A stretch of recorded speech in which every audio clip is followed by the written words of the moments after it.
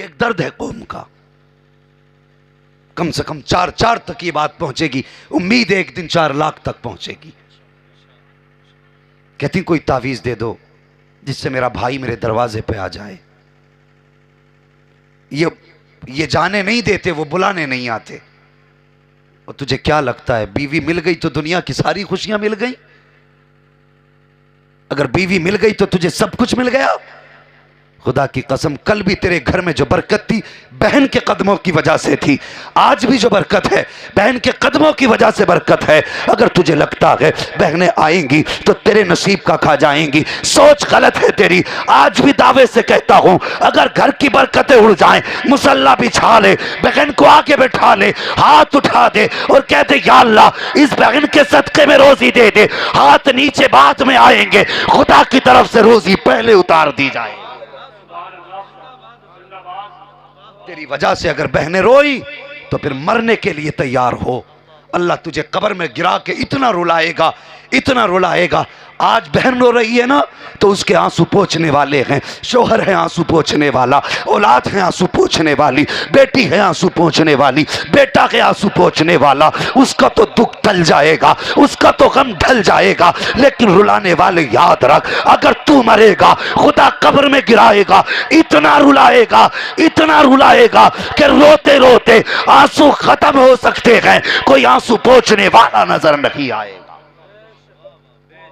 अगर चाहते हो कब्र में रोना ना पड़े, आज अपनी वजह से किसी बहन को रोने पे मजबूर ना करो। क्या ये बात नहीं है? जिस दिन बाप का जनाजा उठा, बच्चियां कह देती हैं अब तो मैं कहीं खत्म हो गया। ये अलमिया नहीं है। एक तो बहन की जायदाद पे सांप बन के बैठा है, ऊपर से उसका घर में आने का हक नहीं। हिसाब तो बेटे देना पड़ेगा।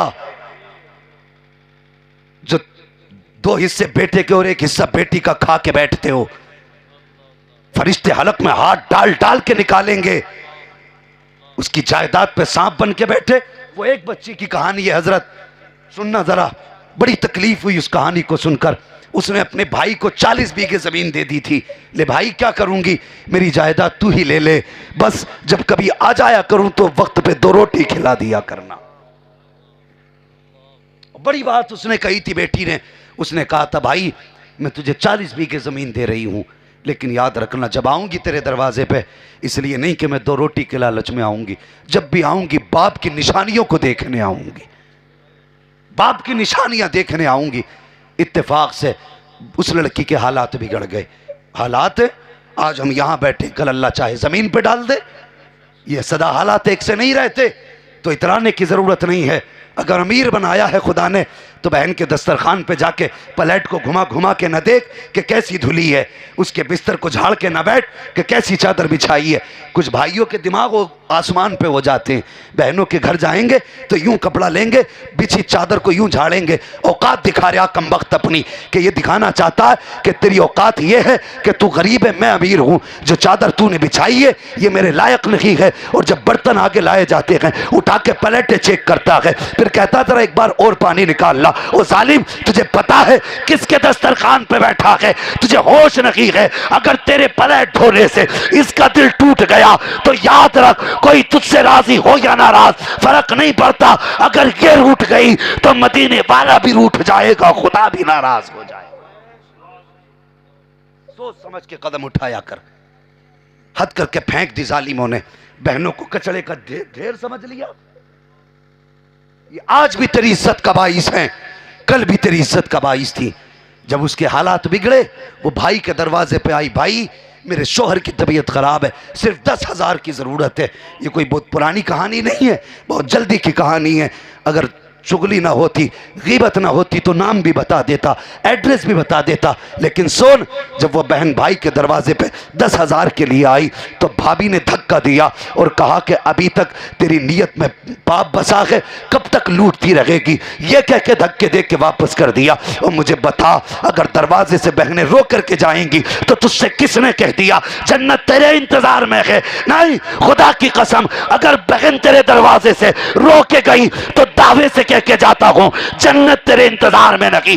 मर के देख, अल्लाह कब्र को तेरी जहन्नम का ईंधन बना दे।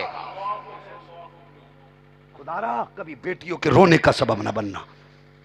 अगर बाप नहीं है, भाई भाई हो, कभी दरवाजे पे भूले भट के बहन आ जाए तो चेहरा बिगाड़ना नहीं है।